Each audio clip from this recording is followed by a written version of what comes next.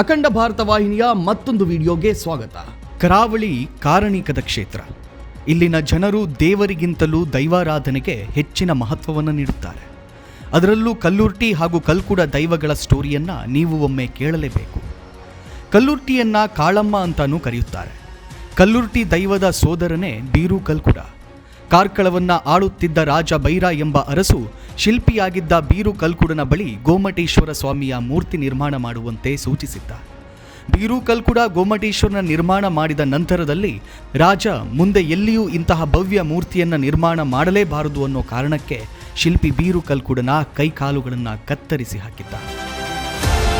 ರಾಜನ ವಿರುದ್ಧ ಕೋಪಗೊಂಡ ಶಿಲ್ಪಿ ಬೀರು ಕಲ್ಕುಡ ತನ್ನ ಒಂದು ಕೈ ಒಂದು ಕಾಲಿನಿಂದಲೇ ವೇಣೂರಿನಲ್ಲಿ ಭವ್ಯ ಗೋಮಟೇಶ್ವರ ಮೂರ್ತಿಯನ್ನ ನಿರ್ಮಾಣ ಮಾಡಿದ್ದಾನೆ. ಕಾರ್ಕಳದ ಗೋಮಟೇಶ್ವರ ಮೂರ್ತಿ ನಿರ್ಮಾಣಕ್ಕೆ ತೆರಳಿದ್ದ ಸೋದರ ವಾಪಸ್ ಬಾರದ ಕಾರಣಕ್ಕೆ ಬೀರು ಕಲ್ಕುಡನ ಸೋದರಿ ಕಲ್ಲುರ್ಟಿ ಹುಡುಕಾಟ ನಡೆಸುತ್ತಾಳೆ. ಕೊನೆಗೆ ಕೈಕಾಲು ಕಳೆದುಕೊಂಡಿದ್ದ ಬೀರು ಕಲ್ಕುಡ ಕಲ್ಲುರ್ಟಿಗೆ ಸಿಕ್ಕಿದ್ದಾನೆ. ಸೋದರನ ಸ್ಥಿತಿಯನ್ನ ಕಂಡು ಮರುಗಿದ ಕಲ್ಲುರ್ಟಿ ರಾಜನ ವಿರುದ್ಧ ಸೇಡು ತೀರಿಸಿಕೊಳ್ಳುವ ಶಪಥವನ್ನ ಮಾಡುತ್ತಾಳೆ. ಸ್ನಾನ ಮಾಡಿ ಮಡಿಯುಟ್ಟು ದೈವಸ್ಥಾನದ ಬಾವಿಗೆ ಹಾರಿ ಪ್ರಾಣ ಕಳೆದುಕೊಳ್ಳುತ್ತಾಳೆ. ಆದರೆ ದೈವದ ಕೃಪೆಯಿಂದ ಕಾಳಮ್ಮ ಹಾಗೂ ಬೀರು ಕಲ್ಕುಡ ಅದೃಶ್ಯರಾಗಿ ದೈವತ್ವವನ್ನು ಪಡೆಯುತ್ತಾರೆ. ಅಷ್ಟೇ ಅಲ್ಲದೆ ಕಲ್ಕುಡ ಹಾಗೂ ಕಲ್ಲುರ್ಟಿ ದೈವಗಳು ರಾಜನ ವಿರುದ್ಧ ಸೇಡು ತೀರಿಸಿಕೊಳ್ಳುತ್ತಾರೆ. ಇಂದಿಗೂ ಕಲ್ಕುಡ ಹಾಗೂ ಕಲ್ಲುರ್ಟಿ ದೈವಗಳು ಕರಾವಳಿಯಲ್ಲಿ ಕಾರಣಿಕತೆಯನ್ನು ಮೆರೆಯುತ್ತಿದೆ.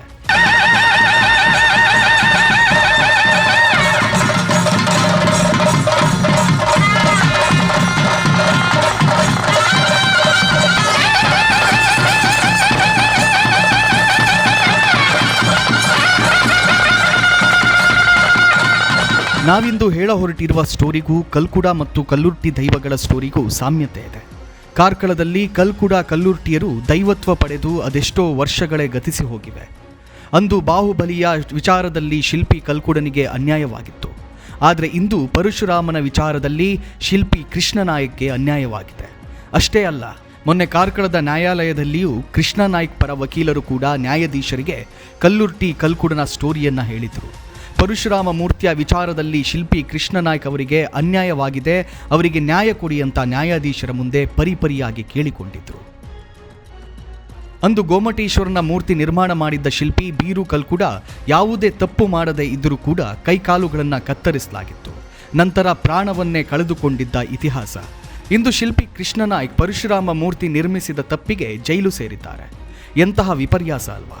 ಕೇವಲ ರಾಜಕೀಯದ ದುರಾಸೆಗೆ ಬಡ ಶಿಲ್ಪಿಯನ್ನ ಬಲಿ ಕೊಟ್ಟಿದ್ದು ದುರಂತ. ಕೃಷ್ಣನಾಯ್ಕ್ ಅವರ ಪರಿಸ್ಥಿತಿ ಕಂಡು ಇತರ ಕಲಾವಿದರು ಆಕ್ರೋಶವನ್ನು ವ್ಯಕ್ತಪಡಿಸ್ತಾ ಇದ್ದಾರೆ.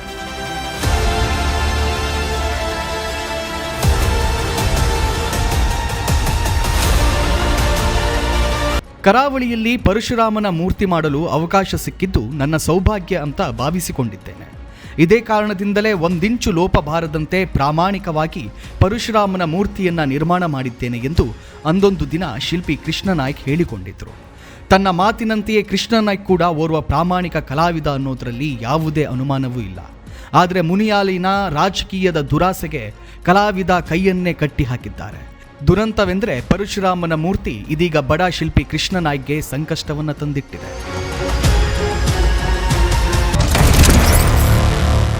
ಏನಿದು ಪರಶುರಾಮ ಥೀಮ್ ಪಾರ್ಕ್ ವಿವಾದ?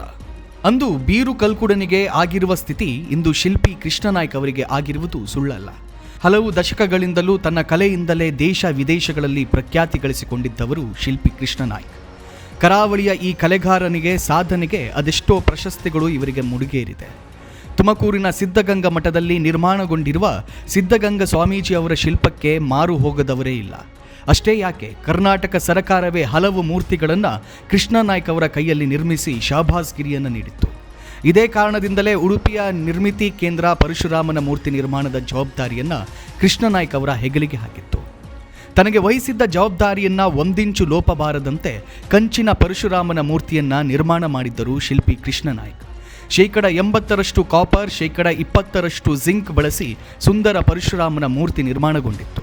ಇದಕ್ಕಾಗಿ ಉಡುಪಿಯ ನಿರ್ಮಿತಿ ಕೇಂದ್ರ ತನ್ನ ಆಡಳಿತಾತ್ಮಕ ಅನುದಾನದಿಂದ 1.20 ಕೋಟಿ ರೂಪಾಯಿ ಹಣವನ್ನು ವಿನಿಯೋಗ ಮಾಡಿತ್ತು. ಪರಶುರಾಮನ ಮೂರ್ತಿಯನ್ನು ನೋಡಿದ್ದ ಕಾಂಗ್ರೆಸ್ ಮುಖಂಡ ಮುನಿಯಾಲು ಉದಯ್ ಕುಮಾರ್ ಶೆಟ್ಟಿ ಚುನಾವಣೆಯ ಪೂರ್ವದಲ್ಲಿ ಗುಣಗಾನ ಮಾಡಿದ್ದ. ಆದರೆ ಚುನಾವಣೆಯಲ್ಲಿ ಸೋಲಾದ ಬೆನ್ನಲ್ಲೇ ಉಲ್ಟಾ ಹೊಡೆದಿದ್ದ. ಇದು ರಾಜಕೀಯ ದುರಾಸೆ ಅಲ್ಲದೆ ಮತ್ತೇನು, ನೀವೇ ಹೇಳಿ. ಇಂಚಿನ ಒಂಜಿ ಜಾಗಡ್ ಪರಶುರಾಮನ ಪ್ರತಿಮೆನ ಇಂಚ ಒಂಜಿ ಸ್ಥಾಪಿಸವಲಿ ಇಂಚ ಒಂಜಿ ಮಲ್ಪೋಲಿ ಪನ್ಪುರ ಮಲ್ಲ ಕನಸನ ಎನ್ನದು ಇನಿ ಸಾಕಾರ ಮಲ್ತಿನ ಗೌರವಾನ್ವಿತ ಸಚಿವರೇಗಲ ಬೊಕ್ಕ ಐತ ಪಿರೌಡು ಕೆಲಸ ಮಲ್ದ ಇಜ್ರ ಏತು ಕಾಣದ ಕೈಗಳು ಐತ ಪಿರೌಡು ಕೆಲಸ ಮಲ್ತಿಪ್ಪರವು ಹಾಗೆ ಮಾತೇರ್ಲ ಏನು ಹೃದಯಪೂರ್ವಕವಾದ ಅಭಿನಂದಿಸಬೆ. ದೇಪಂಡ ಪರಶುರಾಮನ ಬಗ್ಗೆ ನಮ್ಮ ಕೇಳಿದ ಪುಸ್ತಕ ಓದುದ ಆಂದ್ರ ಇನಿ ನಮ್ಮನ ಜೀವಿತವಾದಿಡು ಒಂದೇನು ದೃಷ್ಟಾಂತವಾದ ತುವರಾಪಣೊಂದು ಎನ್ನ ಕಲ್ಪನೆ ಹಿಡಿತೀಜಿ ಬೊಕ್ಕ ಕಲ್ಪನೆ ಇತ್ತರ ಹಿಂಗೆ ಗೊತ್ತುಜಿ ಇನಿ ಅವು ಸಾಕಾರ ಆತನೇಕ ಮಸ್ತ್ ಸಂತೋಷ ಆವದುಂಡು. ಕಾರ್ಕಳದ ಉಮಿಕಾನ್ ಬೆಟ್ಟದಲ್ಲಿ ಪರಶುರಾಮನ ಮೂರ್ತಿ ನಿರ್ಮಾಣ ಮಾಡುವುದು ಕಾರ್ಕಳ ಶಾಸಕ ಸುನಿಲ್ ಕುಮಾರ್ ಅವರ ಕನಸು.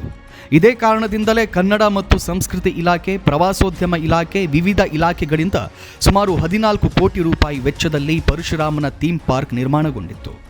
ಉಡುಪಿಯ ನಿರ್ಮಿತಿ ಕೇಂದ್ರ ಪರಶುರಾಮನ ಥೀಮ್ ಪಾರ್ಕ್ ಕಾಮಗಾರಿಯನ್ನು ನಡೆಸಿತ್ತು.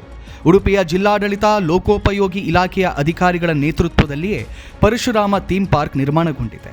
ಆದರೆ ಉಡುಪಿಯ ನಿರ್ಮಿತಿ ಕೇಂದ್ರವಾಗಲಿ, ಶಿಲ್ಪ ಕೃಷ್ಣ ನಾಯಕ್ ಆಗಲಿ ಪರಶುರಾಮ ಥೀಮ್ ಪಾರ್ಕ್ ಕಾಮಗಾರಿ ಸಂಪೂರ್ಣ ಮುಗಿದಿದೆ ಎಂದು ಪತ್ರವನ್ನು ಸರ್ಕಾರಕ್ಕೆ ಸಲ್ಲಿಕೆ ಮಾಡಿಲ್ಲ. 14 ಕೋಟಿ ರೂಪಾಯಿ ವೆಚ್ಚದ ಕಾಮಗಾರಿಗೆ ರಾಜ್ಯ ಸರ್ಕಾರ ಇನ್ನೂ 5 ಕೋಟಿ ರೂಪಾಯಿ ಹಣವನ್ನು ಬಿಡುಗಡೆ ಮಾಡುವುದು ಕೂಡ ಬಾಕಿ ಇದೆ. ಆದರೆ ಕನ್ನಡ ಮತ್ತು ಸಂಸ್ಕೃತಿ ಇಲಾಖೆ ಪರಶುರಾಮ ಥೀಮ್ ಪಾರ್ಕ್ ಅನ್ನು ಉದ್ಘಾಟನೆಗೊಳಿಸಿತ್ತು. ಅಲ್ಲದೆ ಕಾಮಗಾರಿ ಇನ್ನೂ ಬಾಕಿ ಉಳಿದಿರುವುದಾಗಿಯೂ ಕೂಡ ತಿಳಿಸಿತ್ತು.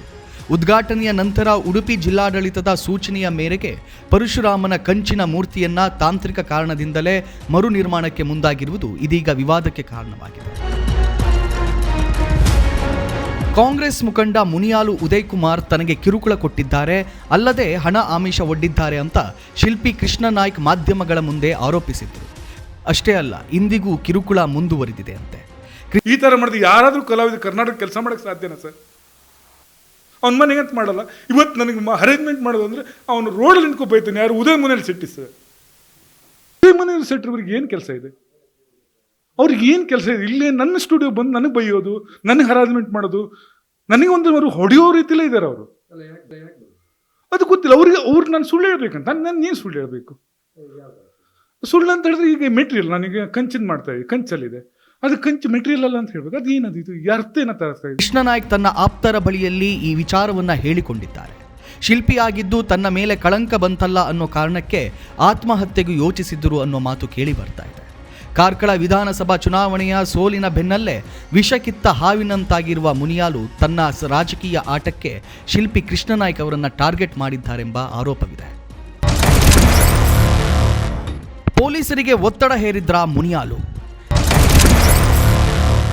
ಕೃಷ್ಣ ನಾಯ್ಕ್ ಬಂಧನದ ಬೆನ್ನಲ್ಲೇ ವಿರೋಧ.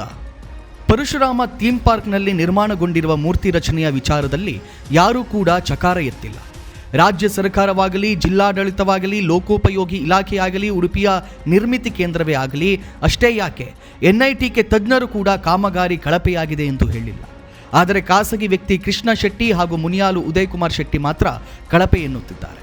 ಈ ಕುರಿತು ಪೊಲೀಸರಿಗೆ ದೂರು ನೀಡಿದ್ದು ಪ್ರಕರಣ ಸದ್ಯ ನ್ಯಾಯಾಲಯದಲ್ಲಿದೆ. ಈ ನಡುವಿನಲ್ಲೇ ತನ್ನ ಪ್ರತಿಷ್ಠೆಯನ್ನೇ ಪಣಕ್ಕೆ ಇಟ್ಟ ಮುನಿಯಾಲು ರಾಜಕೀಯ ಪ್ರಭಾವ ಬಳಸಿ ಕಾರ್ಕಳ ಪೊಲೀಸರ ಮೇಲೆ ಒತ್ತಡ ಹೇರಿದ್ದಾನೆ. ಓರ್ವ ಕೊಲೆಗಾರನನ್ನ ನಡೆಸಿಕೊಳ್ಳದ ರೀತಿಯಲ್ಲಿ ಬಡ ಶಿಲ್ಪಿ ಕೃಷ್ಣ ನಾಯ್ಕ್ ಅವರನ್ನ ಬಂಧಿಸಲಾಗಿದೆ. ಅಷ್ಟೇ ಅಲ್ಲದೆ ಕಾಂಗ್ರೆಸ್ ಮುಖಂಡ ಮುನಿಯಾಲು ಉದಯ್ ಕುಮಾರ್ ಶೆಟ್ಟಿ ಶಿಲ್ಪಿ ಕೃಷ್ಣ ನಾಯ್ಕ್ ಅವರ ಮನೆಗೆ ಕಾರ್ಕಳ ಪೊಲೀಸರನ್ನ ಕರೆದೊಯ್ದು ನಿರ್ಮಾಣ ಹಂತದಲ್ಲಿದ್ದ ಪರಶುರಾಮನ ಮೂರ್ತಿಯ ಕಂಚಿನ ಭಾಗಗಳನ್ನು ವಶಕ್ಕೆ ಪಡೆದಿರುವುದು ಹಳೆಯ ವಿಚಾರ. ಆದರೆ ಮುಂದುವರಿದ ಭಾಗ ಎಂಬಂತೆ ಶಿಲ್ಪಿ ಕೃಷ್ಣ ನಾಯ್ಕ್ ಬಂಧನ ಕೂಡ ಸಾರ್ವಜನಿಕ ವಲಯದಲ್ಲಿ ಚರ್ಚೆಗೆ ಗ್ರಾಸವಾಗಿದೆ.